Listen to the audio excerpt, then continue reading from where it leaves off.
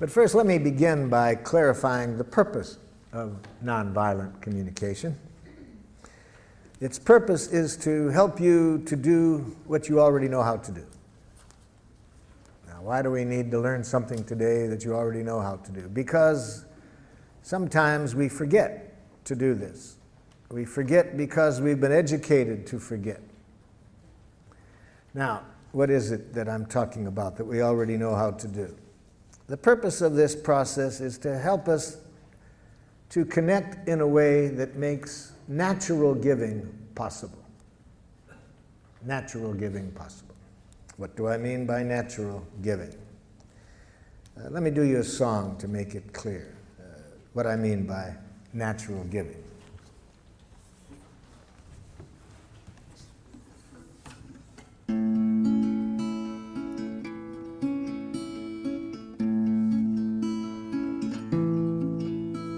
I never feel more given to than when you take from me.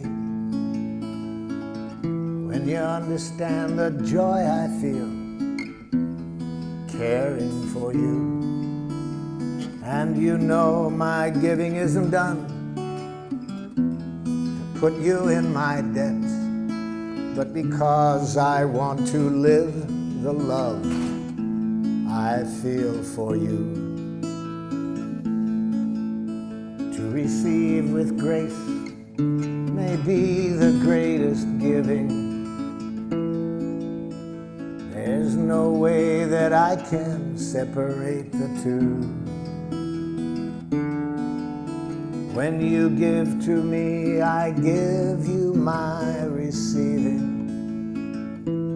And when you take from me, I feel so given to.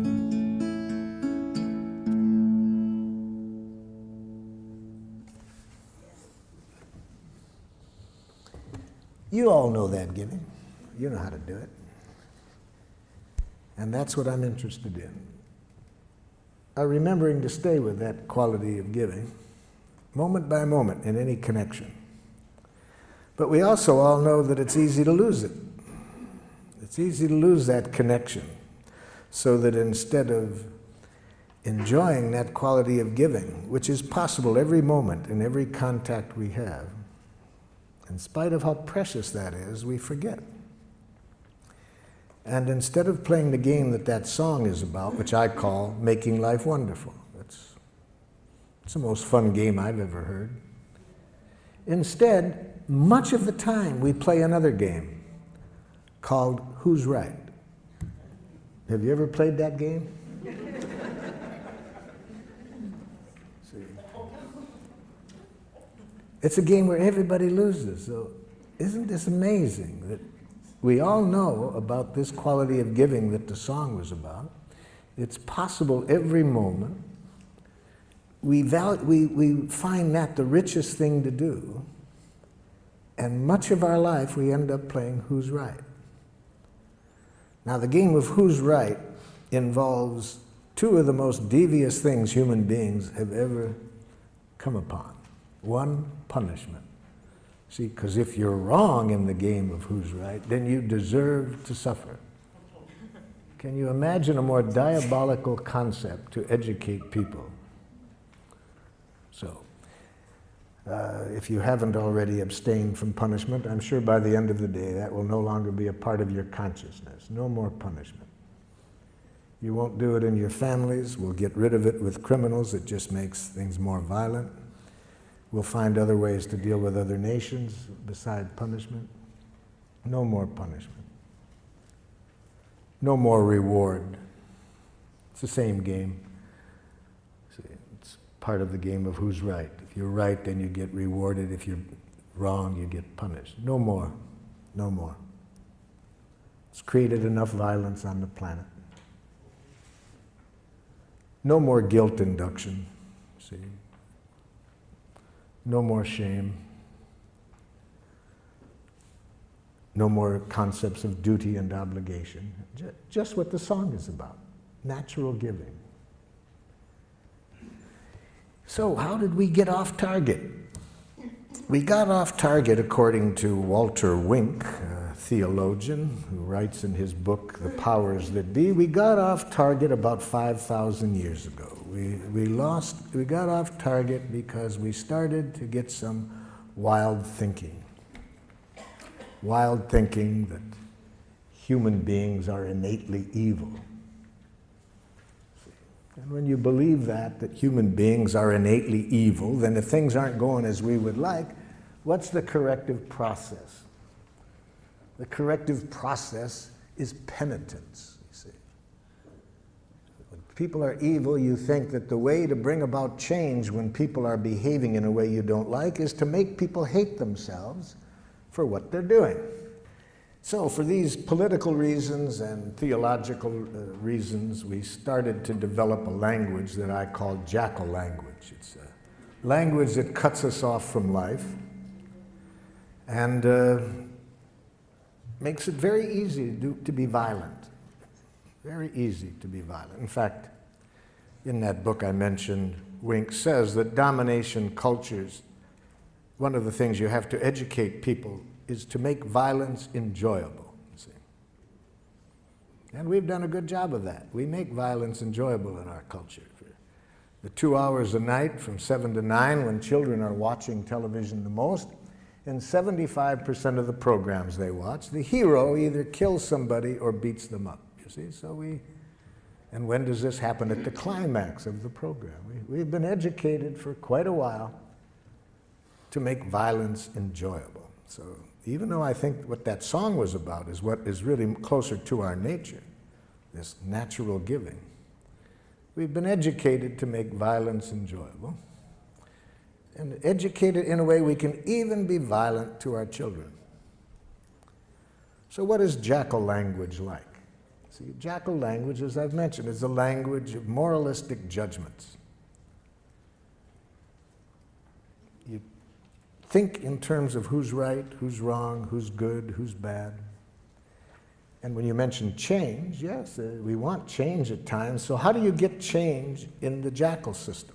Watch a parent try to bring about change in the child. This is a parent teaching a young child say one of the most important words in jackal. Say you're sorry. I'm sorry. You're not really sorry. I can see it. You're not really sorry. I'm sorry. Okay, I forgive you. Can you imagine a game like that? Can you imagine a parent responding to a child that way? And if a parent is going to do that to a child in their own family, what are they going to do to people from other cultures who behave in a way they don't appreciate? So of course you're going to have violence wherever you have this kind of thinking. In cultures that do not have this thinking, you don't see violence, you see. So that's how we got off target. Even though we could be playing the game, make life wonderful each moment, we have been educated for quite a while to play another game, who's right. So what are the parts of this game of who's right? I've just mentioned one of them. One part is moralistic judgments, learning how to go up to our head and think basically in terms of right and wrong, good and bad, normal, abnormal. I learned this game very well. I speak several dialects of jackal. I grew up in Detroit. We spoke a rather harsh dialect of jackal. You might call it Detroit jackal. For example, if I'm out driving and someone is driving in a way that I don't like, and again, I want to install change, you see, I roll down the window, idiot! Now, theoretically, the person is supposed to repent. I confess I was wrong, sir. I will change the error of my ways. It's a great theory. It didn't work. I've tried it more than once. It doesn't work. So I thought maybe it was that particular dialect of jackal. So I decided to get the more cultured use of jackal. So I went to the university and got a doctor's degree in professional jackal. Now when somebody's driving in a way I don't like, I roll down the window. Psychopath! still doesn't work. You see. There's another part of this language of Jackal. Amtssprache. Amtssprache. That's very important. You see, a language that denies choice, denies responsibility for our actions. I use the word Amtssprache for this part, having read an interview with the Nazi war criminal Adolf Eichmann at his trial for war crimes in Jerusalem. Eichmann was asked, was it hard to send tens of thousands of people to their death? And Eichmann answered candidly, he said, to tell you the truth, it was easy. Our language made it easy. That interview shocked, that answer shocked his interviewer. And his interviewer said, what language? Eichmann said, in fact, my fellow Nazi officers and I, we had our own name for our language. We called it Amtssprache. Amt in German means office, and Sprache, language. I'd call that bureaucratic language. He was asked for some examples. Eichmann said, it's a language in which you deny responsibility for your actions. So if somebody asks you why you did it, you say, I had to. Then you don't feel so bad if you have to do it. You see, you're not responsible. But why did you have to, Jack? Superior's orders. Company policy. They made me do it. I couldn't do elsewise. Very dangerous language, Amtssprache. Very dangerous. We have giraffe schools. I use the word giraffe, you see, as a symbol for nonviolence. We'll see today that the language we're going to study is a language of the heart. And so I use giraffe language for that because giraffes have the largest heart of any land animal. So,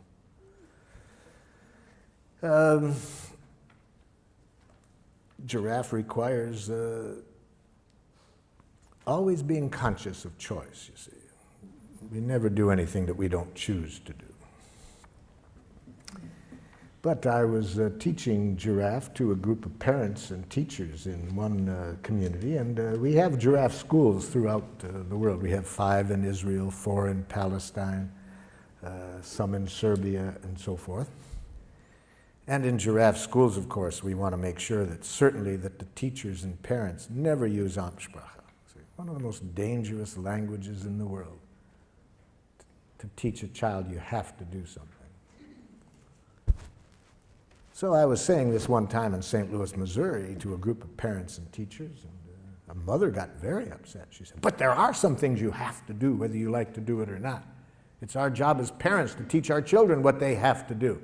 I mean, there's things I do every day that I hate to do, but there just are some things you have to do. Well, I said, could you give me an example? She said, well, easy, there's so many, let me think. Okay, like when I leave here tonight, I have to go home and cook. I hate to cook. I hate it with a passion, but I've done it every day for 20 years. Even when I've been sick. Well, I said, I'll be very happy today to show you another way of thinking, another language that I hope would open up happier possibilities for you. Well, I'm pleased to report she was a rapid giraffe student. She went home that very evening and announced to her family that she no longer wanted to cook. I got some feedback from her family. The feedback came 2 weeks later when I swung through that city again and was doing an evening workshop. And who shows up? Her 2 older sons. She had 4 sons. They came up at the beginning to introduce themselves. And I said, hey, I'm glad you guys came up here. I've been very curious what's going on in your family. Your mother's been calling me regularly, telling me about all the changes she made in her life since the training. And like, what happened that first night when she came home and announced that she no longer wanted to cook? The oldest son said to me, Marshall, I said to myself, thank God.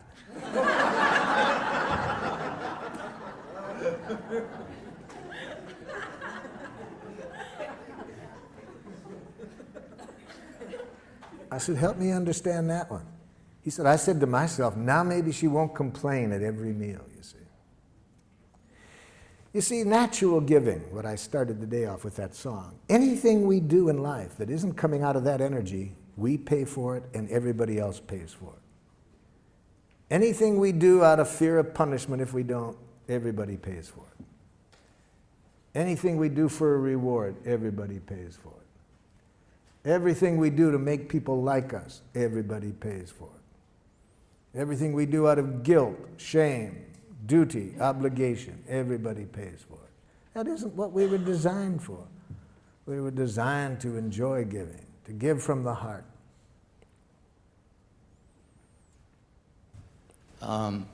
Marshall? Yes. I'm over here. My son brought me to one of your seminars, and I met you some 10 years ago. Yes. In Oakland. Yes. Now I'm trying to bring my son back to come here, and he said last night when I told him I was coming here, he said, well, why don't you go? I have a couple of appointments. Maybe you could teach me something. So I thought I would come to learn something. Maybe I can teach him. But I'd like to teach him, and I don't know how to do that. Well, I'd like to teach him to at least give me the time of day to communicate with him. He doesn't do that willingly. Okay. And when I try to demand it, it becomes worse. Yes. So how do I do that? Well, that'll be a good situation to work on today, because I'm going to ask everyone to think of a situation right now where somebody's behaving in a way you don't like. So in this case, it's your son who, when you ask him to communicate, he says no. The first thing I'll suggest is you can't teach anybody anything. That's right. And to have that as an objective is itself to create problems. So, yeah.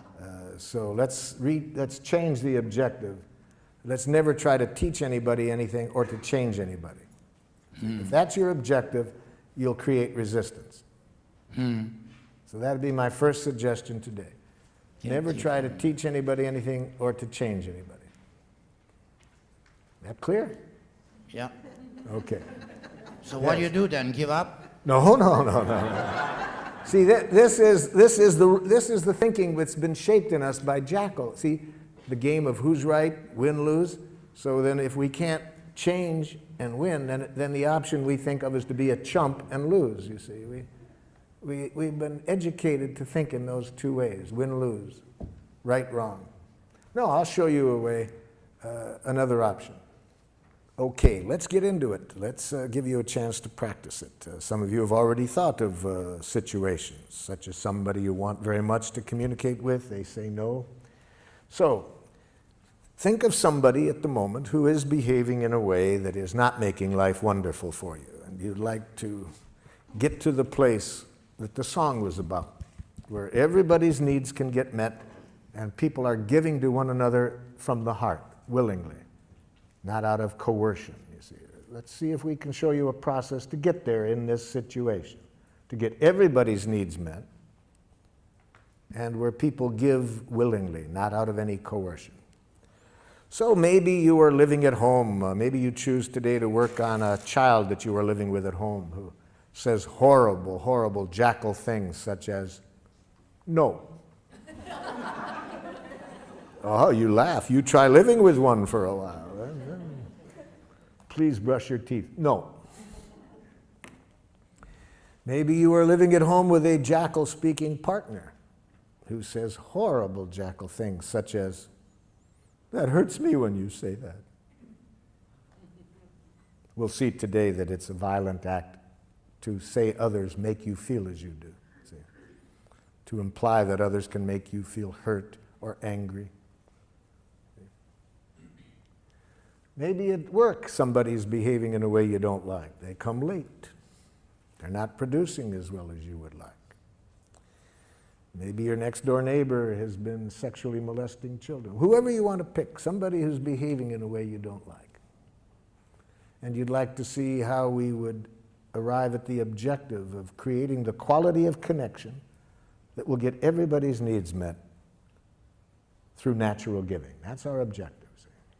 Okay? Now, open up your materials to the last page, second to the last page. At the top it says, expressing how we are and what we would like.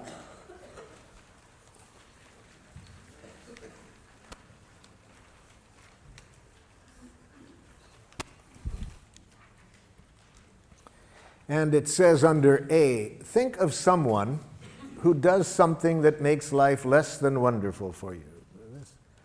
So this person that I'm asking you to think about, who's presently behaving in a way you're not crazy about, and what I'd like you to do is answer this question. Write here one thing that the person does that you don't like. We're going to work on one specific action that the person does that you don't like to get you familiar with the process today. Maybe the person does several things, but we're going to show you how the process works by showing you how to communicate with the person about one specific thing they do. So write under A one thing this person does that you don't like. Now, when I was here in San Francisco working with the school system back in the 70s, the superintendent of schools asked me to go into an elementary school. He said the parents are complaining about the quality of relationship between these teachers and the administrator. They said the tension in the school is so great that the parents want to take their children out of the school. So he asked if I would go in and see if I could open up better communication between the staff and the administrator. The plan was I would meet first with the teachers and then get the teachers and the administrator together. So in my meeting with the teachers, I started with the question that I just asked you. I said to the teachers, can you tell me one thing that the administrator does that makes it hard for you to work with him? I was asking for an observation, a concrete behavior. What is one thing he does? The first teacher to respond said this: he has a big mouth. Now, can you see the difference between the question I asked and the answer I got? I did not ask, what size mouth does the principal have? So this teacher was giving me an evaluation, an analysis that implies wrongness. You see, we've been so trained to think that way that sometimes we can't separate fact and opinion. All we see is our enemy image. See, whether it's an individual or a nation, we have been trained to think in enemy images, wrongness. And it obscures reality. We don't see the behavior, we just see our enemy image. In his book, Out of Weakness, Andrew Schmuckler says that when cultures are taught to think this way, not to just see the person, but an image, a judgment they've made, bombs are never far away, you see. So I pointed this out to the gentleman, that this was not an answer to my question. I wanted to know one thing the principal did. This man was stuck. He just couldn't get it.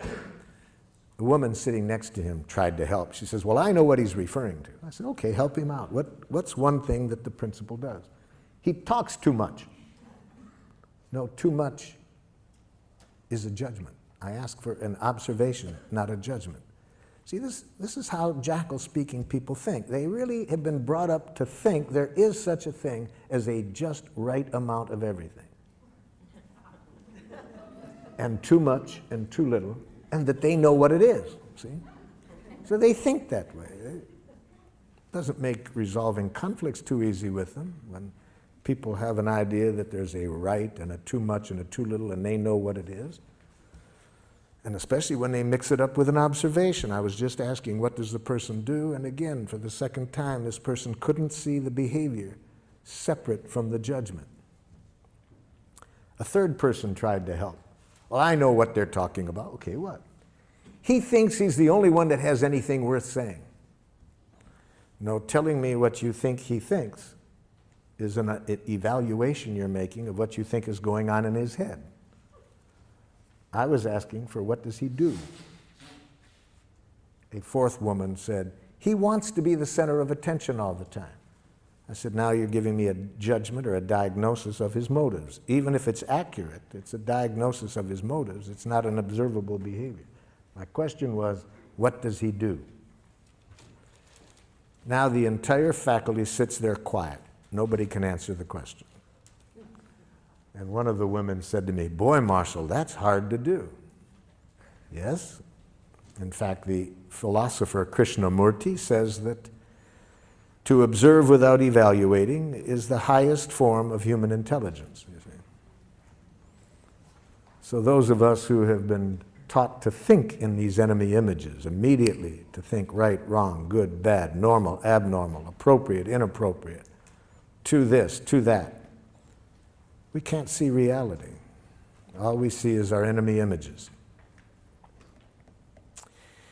Well, with great help, with great effort on my part, I finally got them to get rid of the images and answer this simple question: what does he do? There was several things, but the one that they wanted particularly to start working with him on was this: that during their once-a-week faculty meetings, regardless of what was on the agenda, he would relate it to a war experience or a childhood experience. And the average meeting lasted 20 minutes longer than it was scheduled. Okay, that answered my question of what he did. He talked about war experiences, childhood experiences, rather than sticking to the agenda. I said, have you called that to his attention?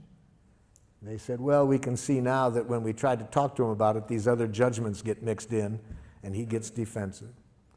So they thought it would be a good idea to talk to him about it, but they asked if I would be at the meeting just in case.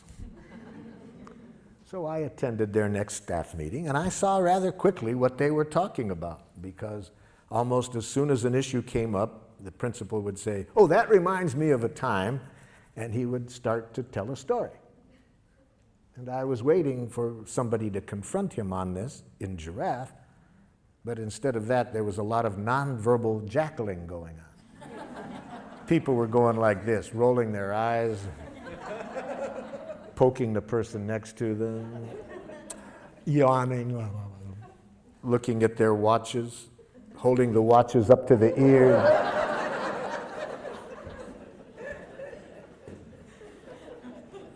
And I watched this scenario going on for a while, and I said, excuse me, but isn't somebody going to say something?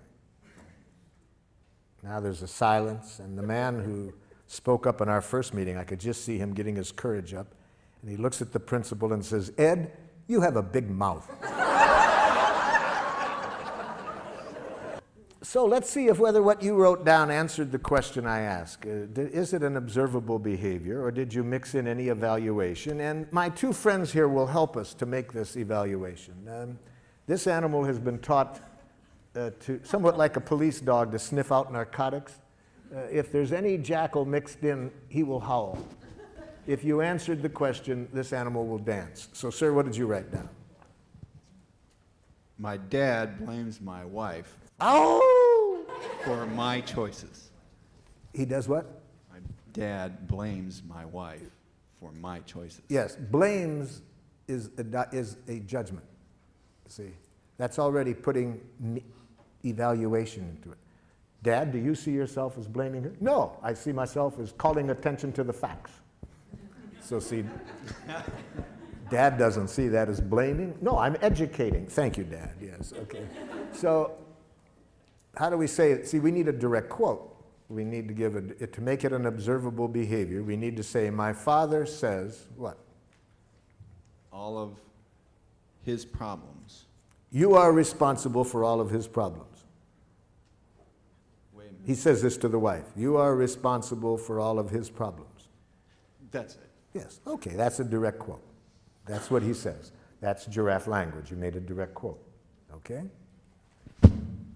See, as soon as you have the word blame in your consciousness, it's going to change the whole energy with which you approach the person, because you're basically making a judgment of them as blaming, which everybody knows is wrong. You see. Yes? I have the mic. Oh, excuse me. Lately, my son is not doing his history homework. Mm-hmm. Okay. My dad makes harsh harsh judgments and insulting remarks. Oh my God, you've killed my poor jackal.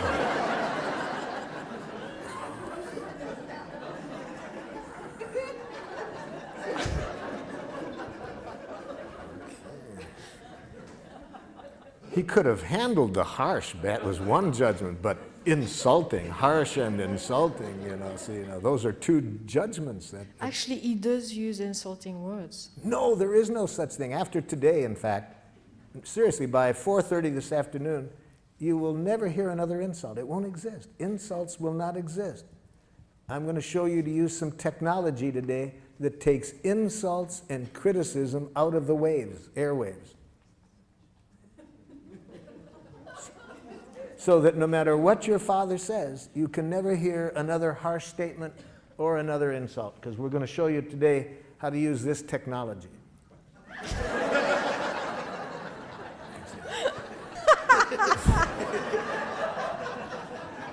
And with this technology, it will be impossible for you to hear criticism, harsh remarks, insults. With these ears, all you can hear is the only thing human beings are ever saying. Please and thank you. See, that's all. We're going to show you today that all what used to sound like criticism, judgments, blame, are simply tragic, suicidal expressions of please. My brother Yes. yells at me to get in the car to go to school, and then he makes me late to school. Who yells? See, but you see, yells is a kind of a little bit of an evaluation. He speaks in a tone of voice. Yeah. You see. Okay, it's the tone of voice. I was asked at Lincoln High School. Is there Lincoln High School in San Francisco? Yeah. Many years ago, I was asked to work with the faculty there. They were having a lot of tension amongst the faculty, racially, ethnically. There was a lot of tensions, and the superintendent asked me to work there, and I started the day asking, tell me something that somebody else on the faculty does that you don't like. Man turns to the woman next to him and says, I don't like it when you yell in our faculty meetings. She says, who yells?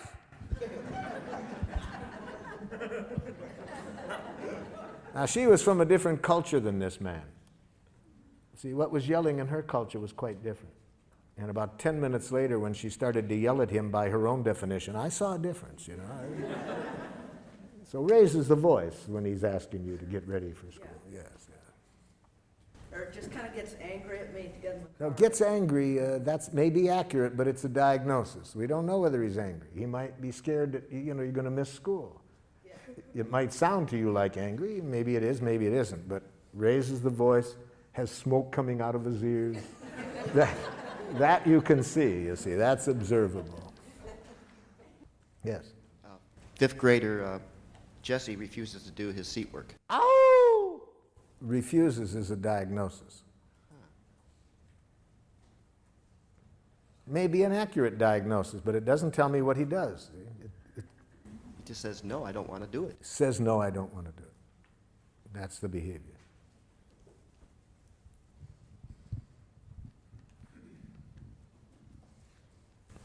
My husband doesn't tell me things which will affect me deeply. Okay. It's the first jackal husband I've ever heard of. This is a new experience for me today. A student in my class incessantly talks loud, won't stay seated, or keep his hands to himself. I hear about 3 judgments in there. Let's go over it slowly, because I hear 3 diagnoses. Say it again, so we'll hear the 3 diagnoses. Incessantly talks loud, Loud is your interpretation. Louder than you would like. If you want to say it, put it that way. Louder than I would like. won't stay seated, Won't is a diagnosis. Doesn't stay in his seat after I've told him to. He might in the future. We don't know whether he will or not. So that's a diagnosis. Doesn't at the moment. Doesn't when I ask him to stay in his seat. and does not keep his hands to himself. And does not keep his hands to himself. Mm-hmm. Okay. Since coming to the introductory presentation on Tuesday night, I've been very aware of hearing evaluations. Yes. in myself and especially in other people.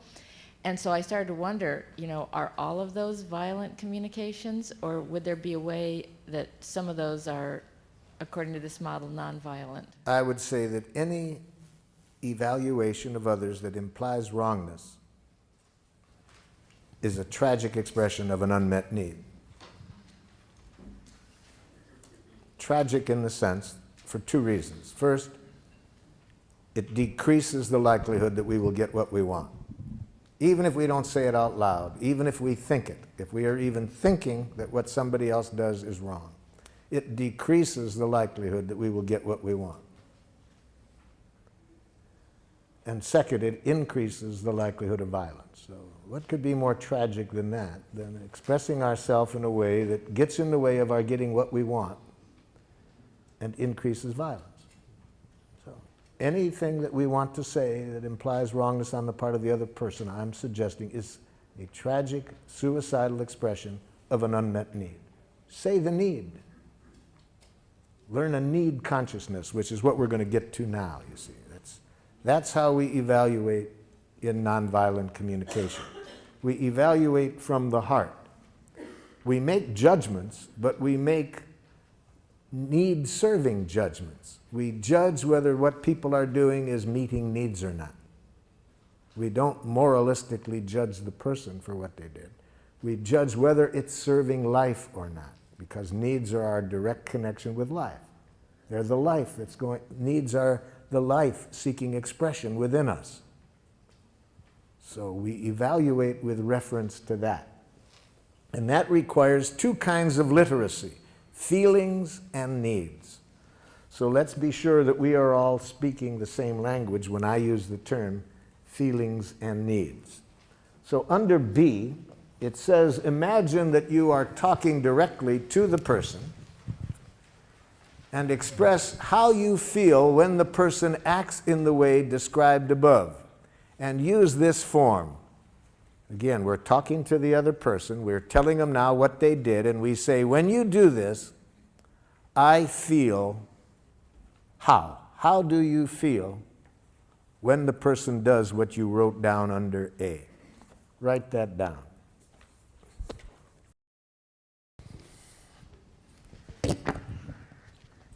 When you do this, I feel angry.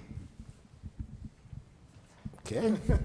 Anger is a feeling created by unnatural thinking. We'll get to that next. When you're not ready to leave at the agreed time, I feel anxious and impatient. When you speak that loud, I feel intimidated. Ow! Intimidated is a diagnosis. Be careful of words that are more descriptions of other people, what you think they're doing to you, like intimidating you. So write down the following as not feeling words. Do not mistake these words as feelings. I feel misunderstood. I feel used. I feel manipulated. I feel judged. I feel criticized. I feel ignored. For example, aren't there times when you think somebody's ignoring you? Don't you feel relieved? And at other times, don't you feel angry? You see, so words like that really say very little about what's alive in you. They say much more about how you are interpreting the other person's behavior. And above all, never mistake the word rejected as a feeling. I feel rejected. No. That's not a feeling. That's a suicidal interpretation. Okay, who's got the mic? There's the mic. Yep. Hurt, disappointed, disheartened. Yep.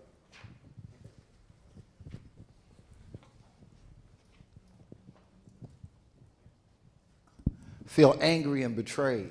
Angry, yes. Oh, for betrayed. Betrayed is one of those words like intimidated, ignored, misinterpreted, used, manipulated. It's more a diagnosis of the other person than a feeling. What about contracted? Contracted? If you mean tense and like that, okay, if it's that. When you call me up and speaking loudly tell me you're going to cut off funding, I feel angry and scared.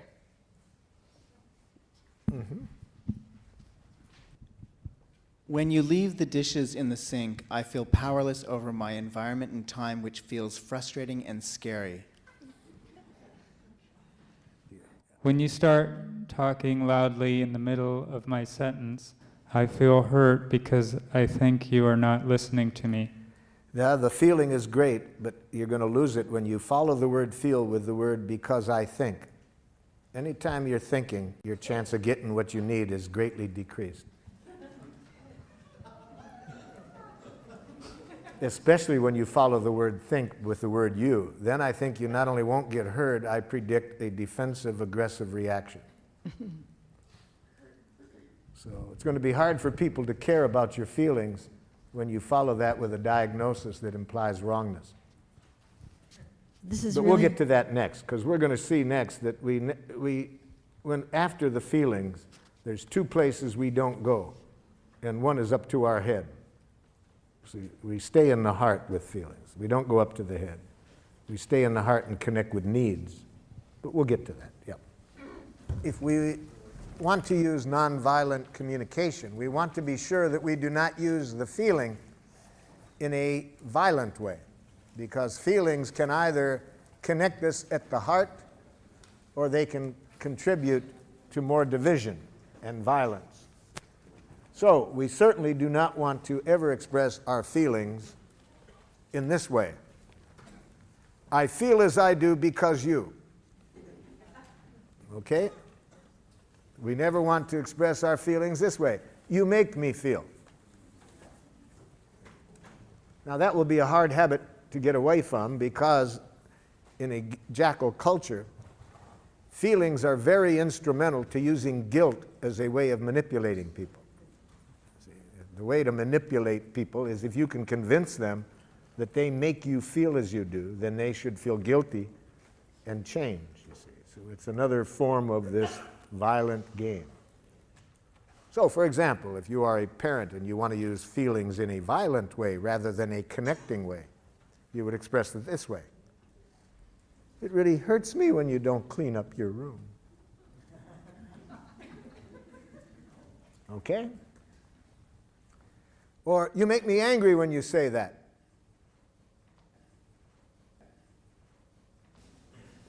I was talking during the break about one of my happiest days as a parent was when my oldest son went to a jackal school for the first time. He had gone 6 years to a giraffe school that I had helped create, and but then I wanted him to learn how to enjoy jackals as well. So,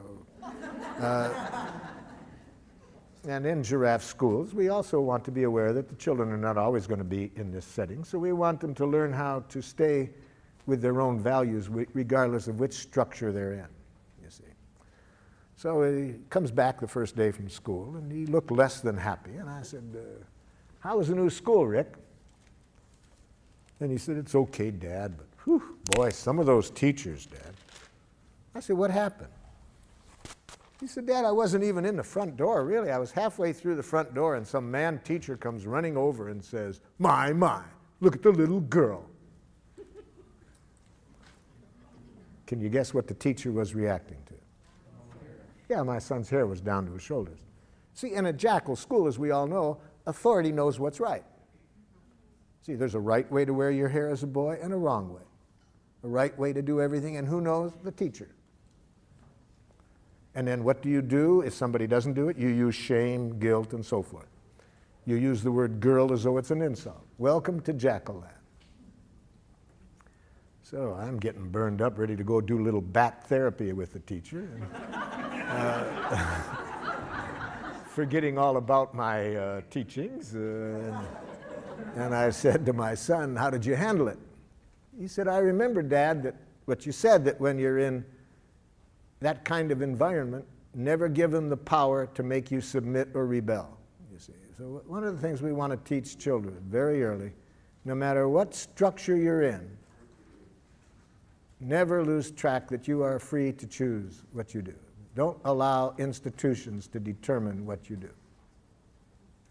I said, hey man, that you remembered that, that's a big gift. I really love that you could remember that under those conditions. Then what'd you do? I put on my giraffe ears, Dad, tried to hear what he was feeling and needing. I said, you remembered to do that? What did you hear?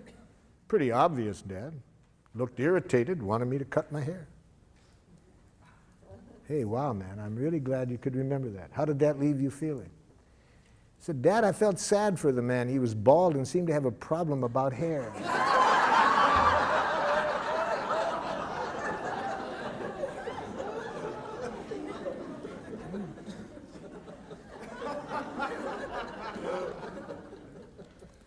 So we want children, the same thing we want to teach adults. Institutions can't make you do anything.